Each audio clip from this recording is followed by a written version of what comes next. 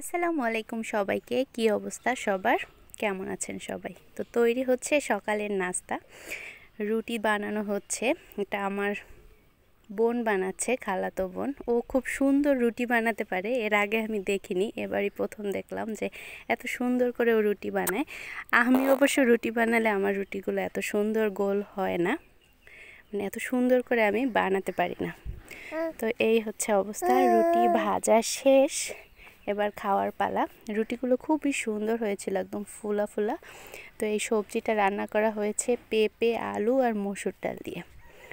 খুব বৃষ্টি চলছে বাহিরে, বৃষ্টি আমার পিছুই ছাড়ে না। যতবারই বাড়িতে আসি শুধু বৃষ্টি আর বৃষ্টি।